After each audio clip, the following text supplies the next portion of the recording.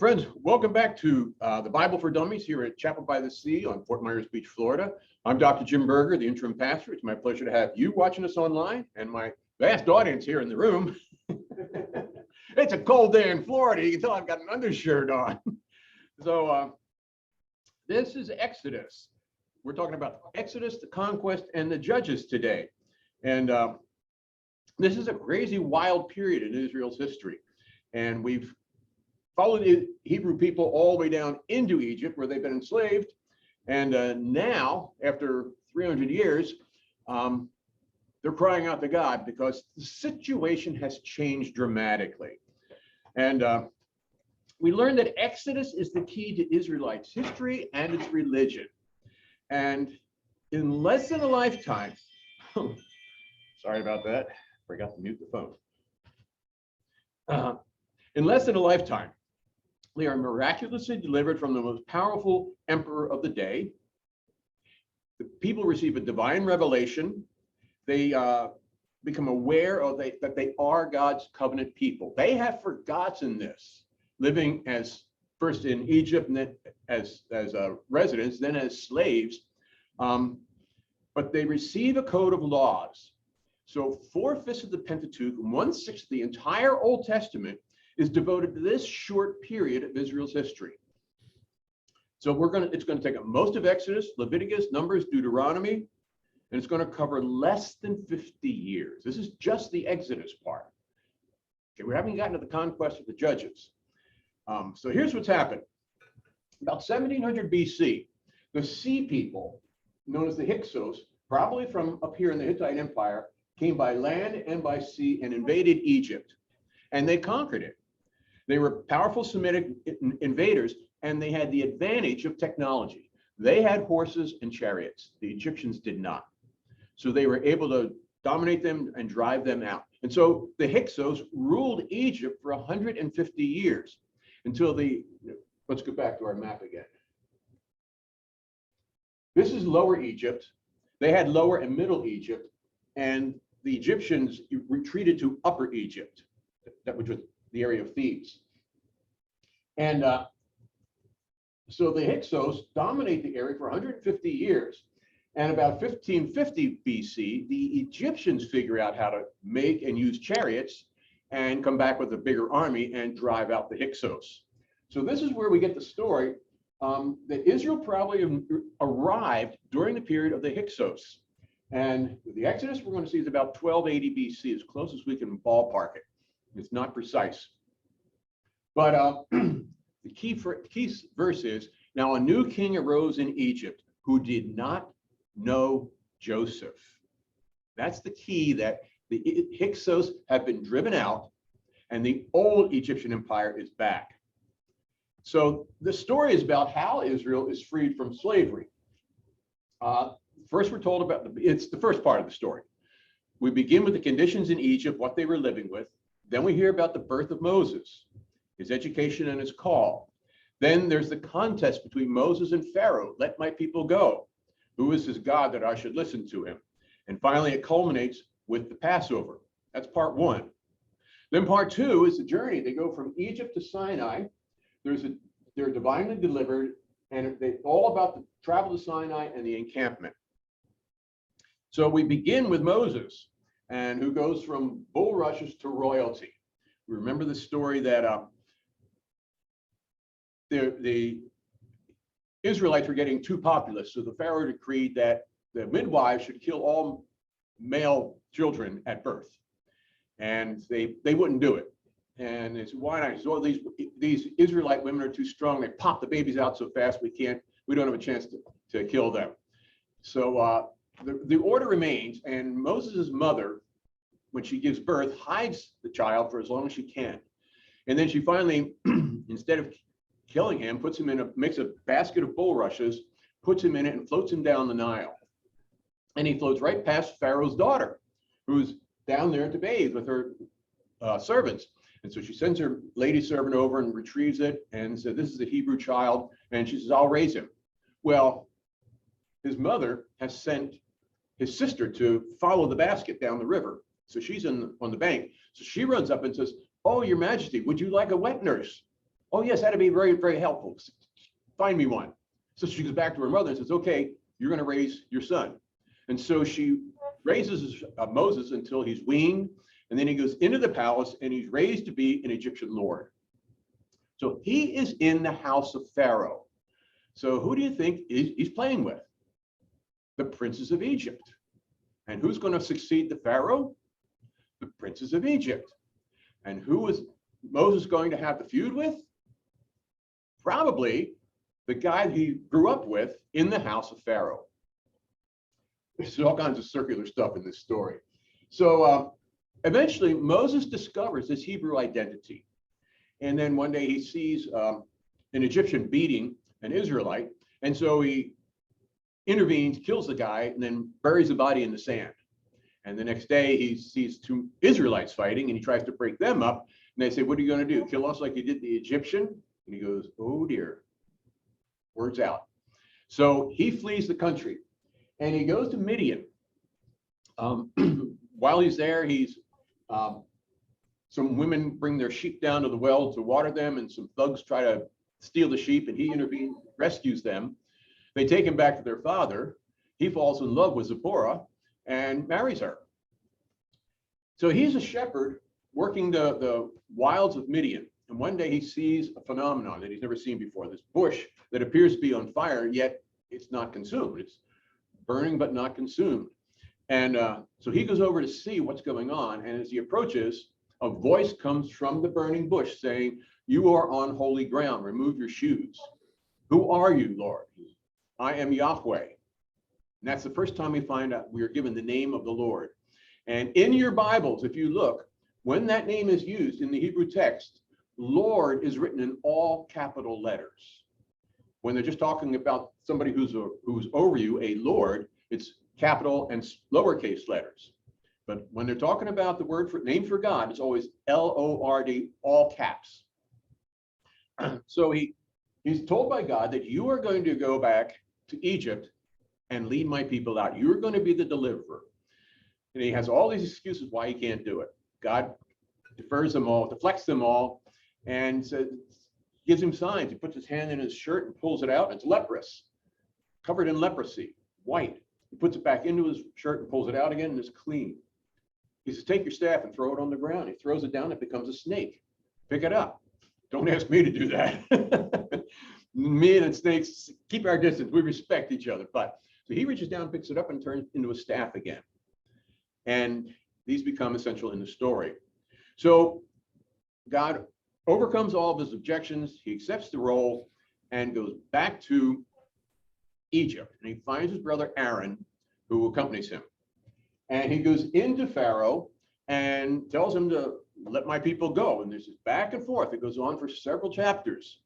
And Pharaoh's position is, who is the Lord that I should obey his voice to let Israel go? So when Pharaoh resists and resists, finally, we come down to the plagues. And they all happen within a short time. There's a prediction and what will happen, and Israel is exempt. They're protected from the plagues.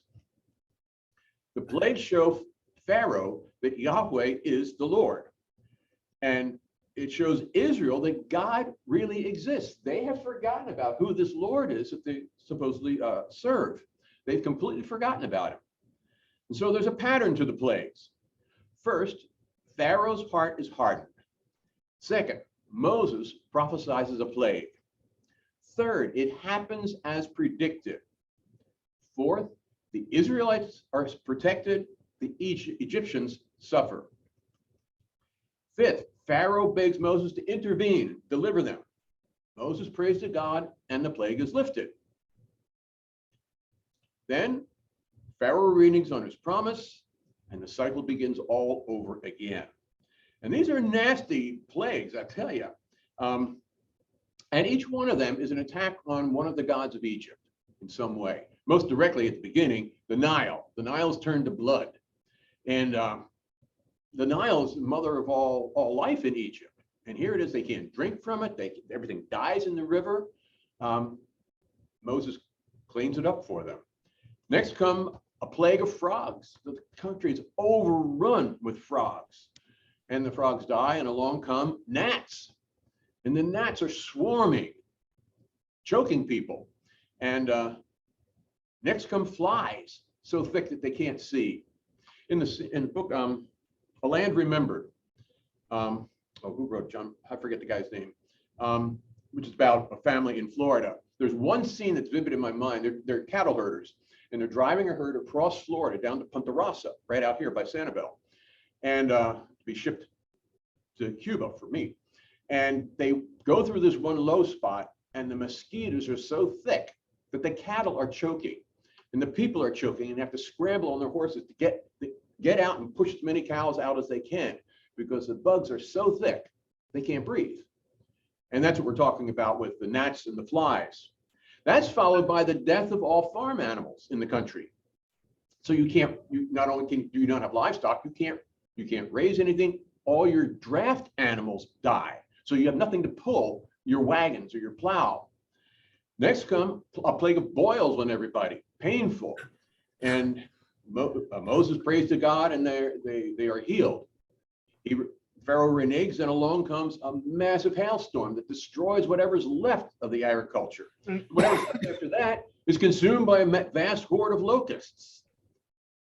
Then the sun is darkened. Remember, Aton is the sun god, and he's one of the big gods of Egypt. So when you darken the sun, you've attacked one of their major gods. But the final plague is the Passover.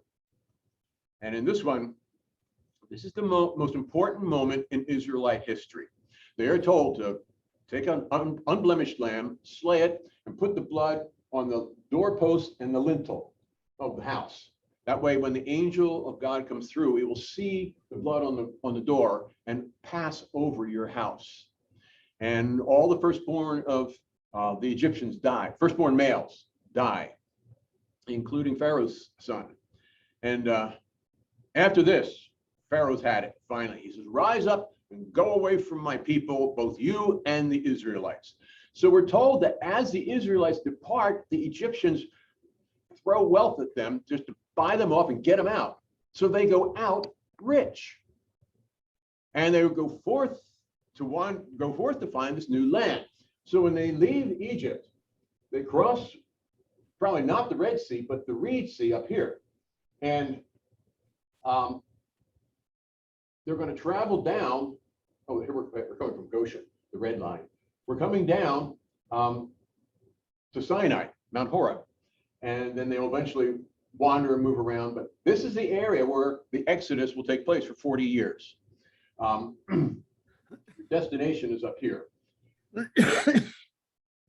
But the route to Mount Sinai, they could have been in Canaan in a fortnight, but they took that southern route to avoid the Philistines, who were along the coast.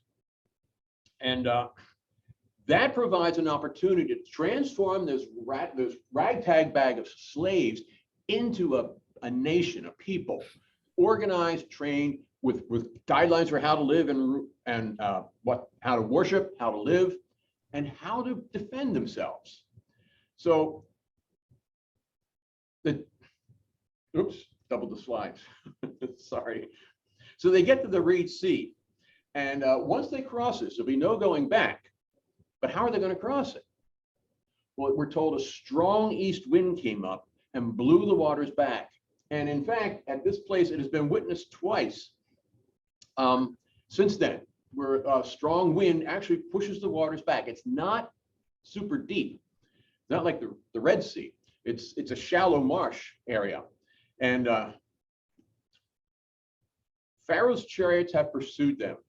But as they come up to the people are crying out, why did you bring us out of Egypt only to have us die here beside the sea? And he says, watch what the hand of the Lord will do. And a pillar of fire comes down and holds back Pharaoh's army in the pursuit. While they're held back, Moses, in the famous scene, stretches his arm out, and the waters of the Red Sea or Reed Sea part, and the people pass through, we're told, on dry land. Afterwards, when he pulls his arm back, the waters close in as Pharaoh's army is in the middle of it, and in the confusion, they drown, and his army is devastated. Now, how big was the Exodus? Well, from what the Bible tells us, it's probably 2 to 3 million people plus animals. But that's again, 2 to 3 million. Think about Lee County. We're about 850,000. We're talking 2 to 3 million people. Well, a quartermaster general, former retired quartermaster general from the U.S. Army, was looking at this, and he started figuring out what kind of supplies would you need to take care of that many people? And he started computing, and he said, you need 1,500 tons of food per day. You're going to need 4,000 tons of firewood or some kind of combustible material per day. And you're going to need 11 million gallons of water per day to keep that population alive. And he said, when it comes to crossing the Red Sea, if you walk 2 abreast across with that many people, you would have a column 800 miles long. And it would take 35 days a night for that many people to walk across. But we're told in scripture that it's done in one night. So he says the column had to be 5,000 people wide. So you had a passage 3 miles wide of people and animals crossing that sea in one night. Pretty amazing when you think about it. Now, where are you going to put all these people when you get them across? You need a big campground. Each site had to be about 750 square miles, or 2/3 the size of Rhode Island. You got to have a vast area for this population. And in that context, rules of the camp, rules of diet, sanitation are critical. Remember, in the American Civil War, the majority of the people who died were not shot. They died of disease in the encampments. Sanitation is critical in these situations. So they're moving, and in less than 3 months, they arrive at Mount Sinai, and that's where they set up this huge encampment. Now, what happens there is they become a covenant, they become a nation during that year that they are encamped there. And the covenant is expanded in the Decalogue, the 10 Commandments, and the laws. You have the development of the tabernacle, the establishment of the priesthood, offerings, feast seasons, all laid out and codified, so everybody can see it and know what it is. They encamp at Sinai for a year, and while they're there, the religion of Israel is revealed to them. They understand that this is a revealed religion.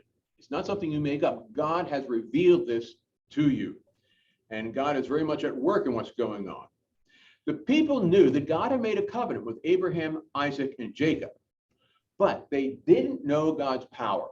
So each of those plagues was important. That's another example of what God can do. The deliverance, the leaving Egypt, is another sign. The pillar of fire holding back the Egyptians, the crossing of the Red Sea, the devastation of Pharaoh's army, are all signs to the people of who God is and what God is capable of doing. And so they get to know that this God is a powerful God. And now they're about to meet God. It's been a year, and they're told to prepare for 3 days, and then Moses goes up on the mountain and he receives the 10 Commandments. And it's dramatic action. The hand of God writes on the stone tablets the 10 rules that are the foundation for their worship and their life. And from that, they develop all the other guidelines and rules. That's what Numbers and Leviticus, Numbers, and Deuteronomy speak of extensively. The rules of the camp, the rules of life. And the condition of the covenant was obedience. I am your God, you are my people. Do what I say and you will live. So when it comes to the 10 Commandments, 1 and 2 are very important. I am the Lord your God, you shall have no other gods before me, and you shall not make for yourself any graven image, any idols. See, the plagues of Egypt were directed against their gods. And the nation, the country, land they are going to is polytheistic. So no image or likeness of God is permitted. Because when you get to Canaan, you find out not only is it polytheistic, but there's a whole lot of other nasty stuff that goes with that. So they draw up laws for living. the tabernacle, the priests, Sabbath seasons, and they have not been practicing circumcision all this time. So that's another part of what's coming around. The laws are drawn up, and there's an organization for the camp. You got 2 million people. You better have a very carefully organized structure in order to keep everybody alive and safe. And how are you feeding them? Manna comes in. God showers on the ground something like dew every morning, and they'd pick it up and they could make it into a basic flatbread. But you couldn't keep it overnight. It would spoil. You had to trust God that it would be there the next day, except on the evening of the Sabbath. Then you could pick up enough for 2 days, and it would last through the Sabbath. And then come Sunday, it would fall again as it usually did. So that's how God provides for them. We also have the development of the Ark of the Covenant. We're told it's made of acacia wood overlaid with gold. Forget what you saw in Raiders of the Lost Ark. When I first saw that movie and he's saying, oh, it's an ancient radio transmitter and receiver, I'm going, are you out of your mind, Indiana Jones? No. This is a symbol of God's presence with the people. And the contents, if you really want to know what was inside it, it's not what you saw at the end of that movie. It contains the 2 tablets, the 10 Commandments, the 2 stone tablets. It contains Aaron's rod. Now, during the Exodus, at one point, there's a major conflict over Aaron's authority as chief priest. Moses is in charge, his brother's the chief priest. And as a symbol of who God has chosen, Aaron's rod sprouts leaves and comes alive. And so that rod is placed into the Ark of the Covenant along with a pot of manna. Of course, it's spoiled by then, but they put in a pot of manna nonetheless. And that's what's in there. That's what they're carrying around. Doesn't seem like much to us. Doesn't make any sense, but to the people, it has tremendous meaning and power. So the camp, they carried it wherever the camp moved, and it's kept in the tabernacle when in the Holy of Holies when they have stopped and set up the tabernacle. And all the dimensions, everything is laid out in Scripture for us. If you want to reproduce the tabernacle, it's all there how to do it. Dimensions, fabric, everything. And it's placed in the temple in Jerusalem when it's finally built under Solomon. And it was lost in the sacking of Jerusalem in 586 BC when the Babylonians razed the city. It has never been seen since. That's why the movie had such impact, the Lost Ark. No, it has not been seen since. So we have no idea what happened to it.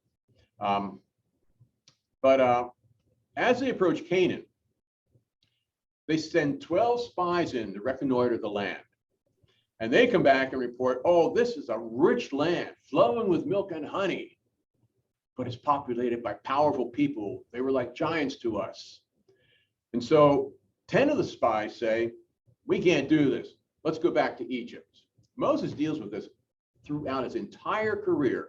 Why did you bring us out to die in a desert? You should have left us in Egypt. Better the devil we know than the devil we don't. And Moses has to keep the vision before them. We are following God's lead and we are going to the promised land. Only 2, Caleb and Joshua, say, let us attack, for God will lead us. So the response is the other 10 incite a riot. Moses finally gets things settled down and there's judgment. God punishes them. He says, all because you have not trusted me. You have not believed my word.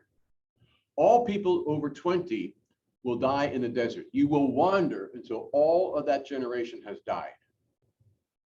And they do. And that's why we have the wandering in the wilderness. What were they doing out there? Oh, Moses wouldn't ask directions. He's a guy.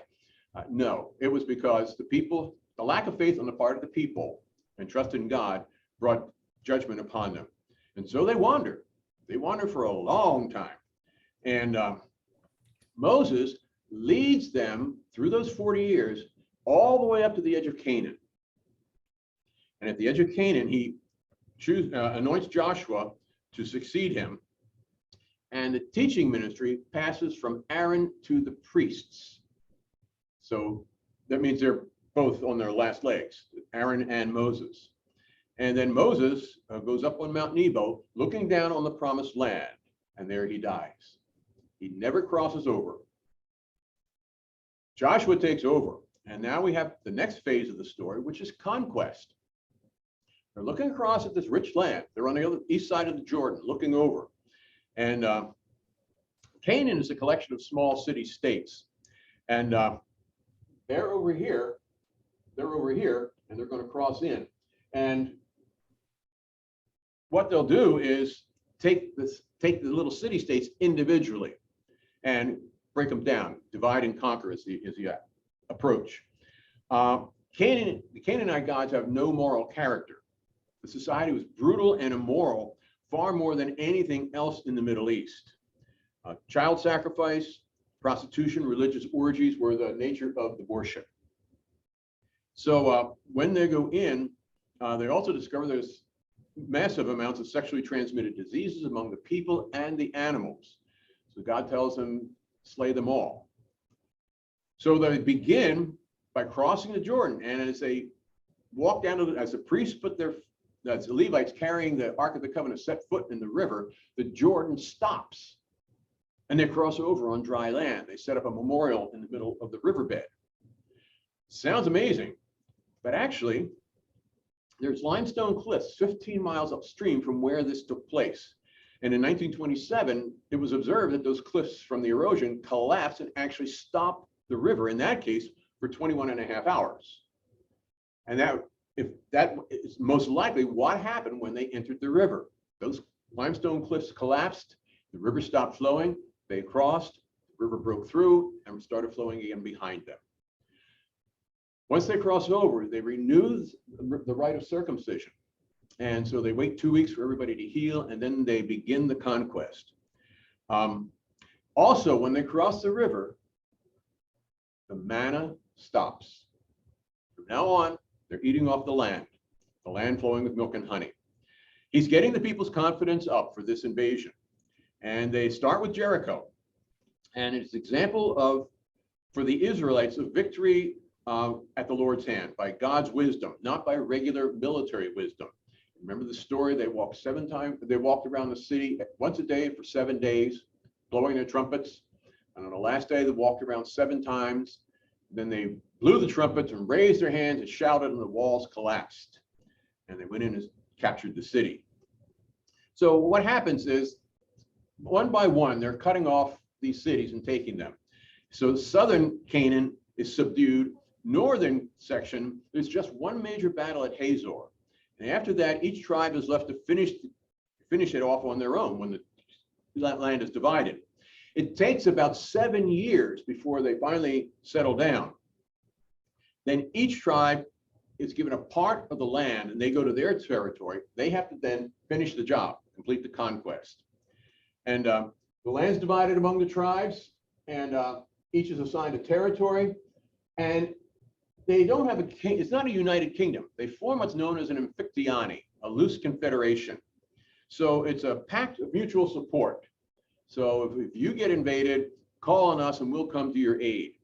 But there's no central rule at this point. There's no unified kingdom or unified nation. It's just this amphictyony, or you might say a loose confederation. So after the death of Joshua, we move into the period of the judges. Now, like I said, there's no political capital. There's no organized national government. Just this loose theocracy. And so in different places, local judges would arise to lead the people and deliver them. And the key is at the end of the book, where it says, in those days there was no king in Israel, and all people did what was right in their own eyes. So the judges are a wide collection of characters.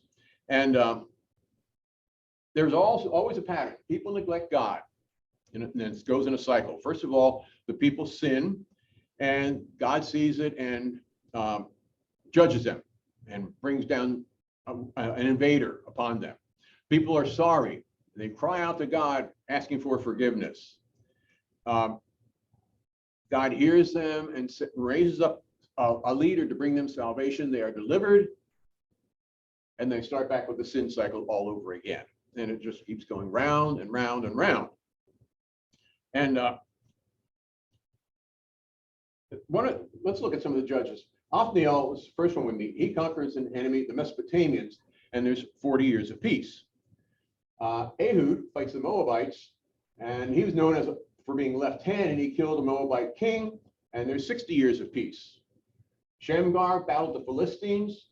Deborah and Barak battled the Canaanites, and in that battle they manipulated the Canaanite chariots to go into a field of mud.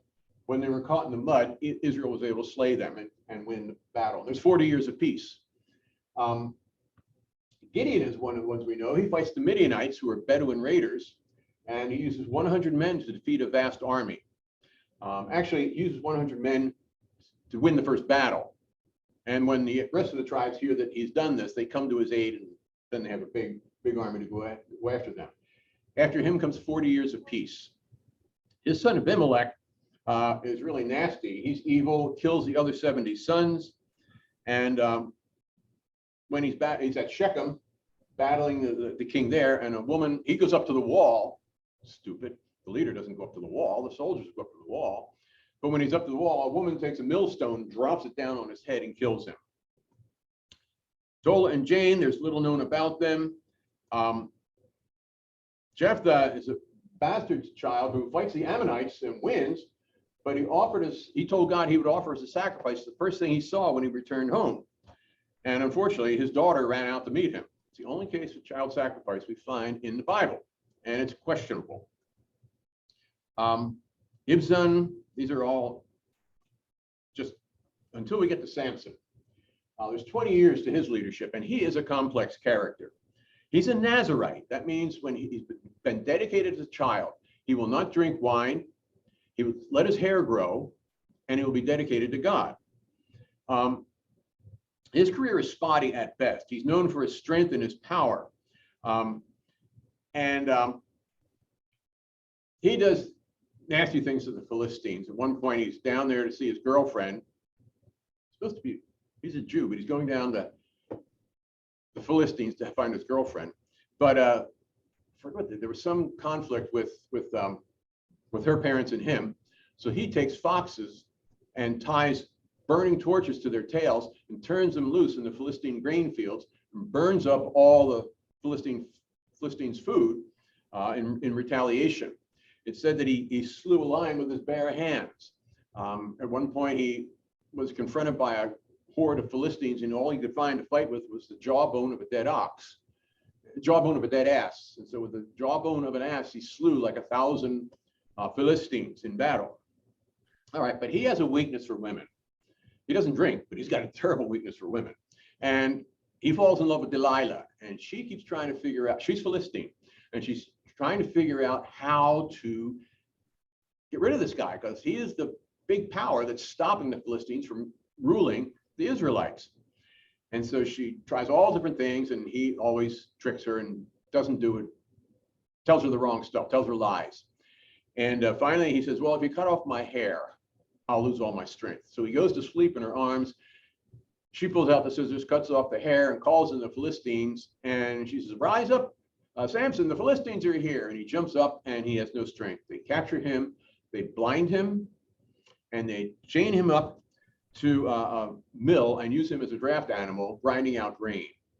And after several years of this, there's a big party at some house, and they bring him in as entertainment and chain him between the two pillars holding up the house. And so he says to God, give me revenge and I'll die a happy man, or to that effect. And then he pulls the chains and breaks the pillars holding up the roof, and the whole house falls in on the Philistines, killing them in one last fatal hurrah. So that's Samson. And the balance of the book refers to religious, political, and social conditions of the day. All these things are hard to date. We have the story of Micah and the shrine that he makes. We have sex crimes at Gibeah. I mean, it's sordid stuff that's going on. Because at that time, there was no king in Israel, and every person did what was right in their own eyes. That's why that verse is there. Next, we get the story of Ruth. This is the separate book. We're doing Exodus, Leviticus, Numbers, Deuteronomy, Joshua, Judges, and Ruth today. Ruth is the story of a Moabite woman who marries a Jew. In fact, there's two Moabite women that marry two brothers. And there's a famine in Israel, so they go back to Moab, and their mother, Naomi, goes with them. And the two husbands die.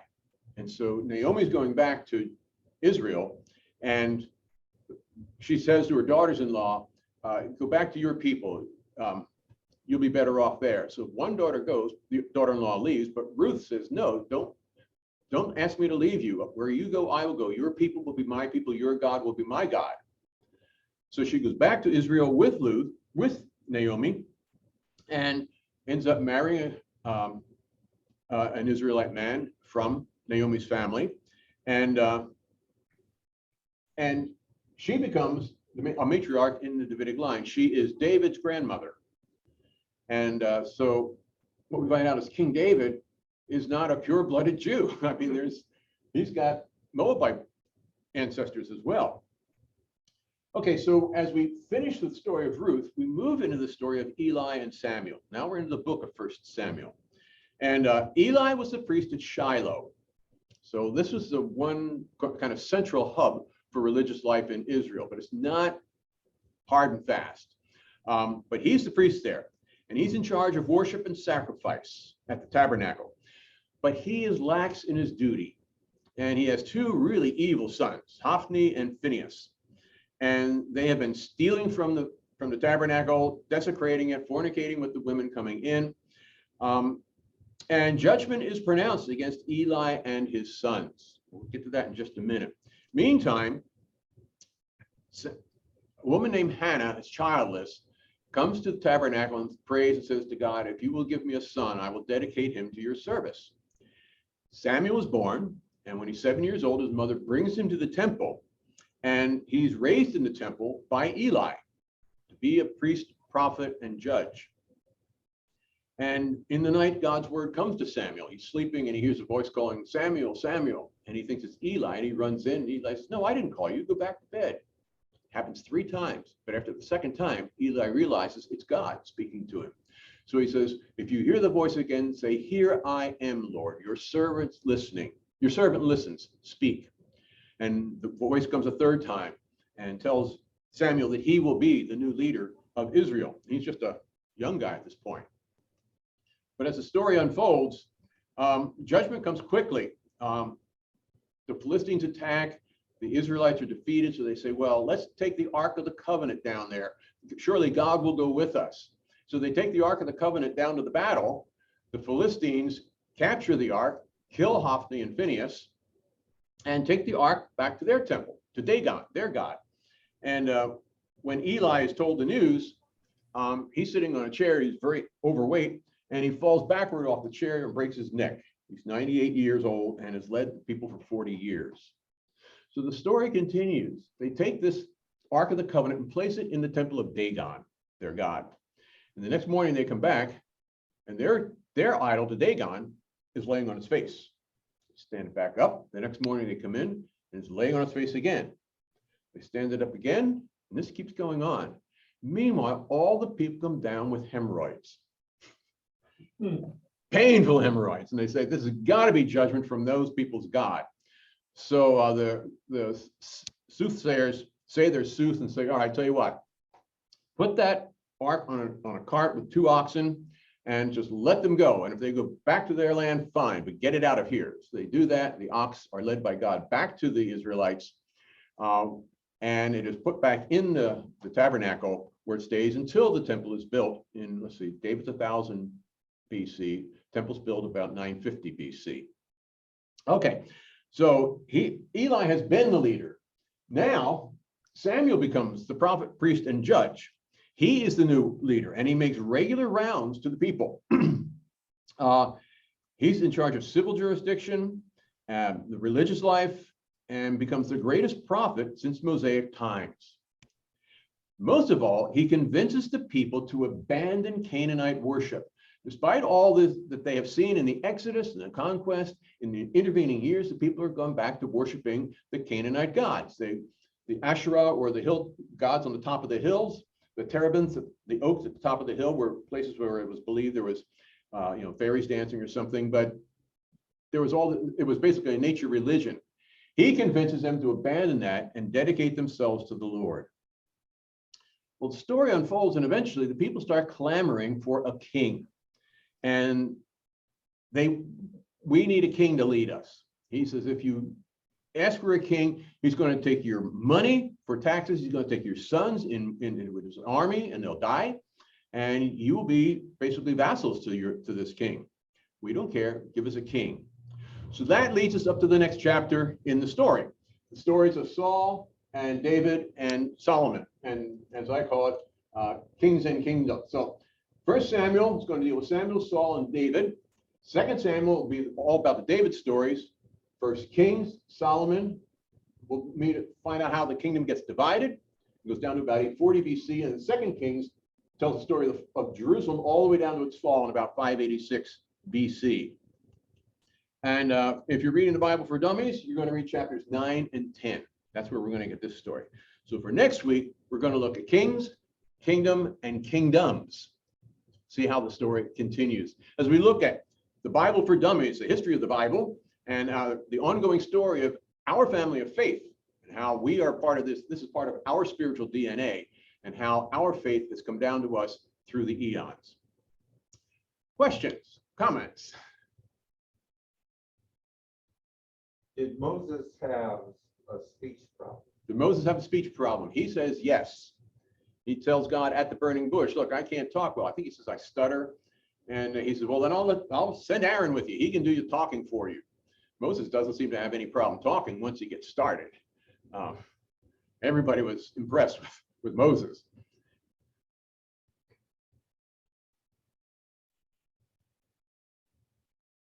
Well, thank you for joining us once again at Chapel by the Sea on Fort Myers Beach.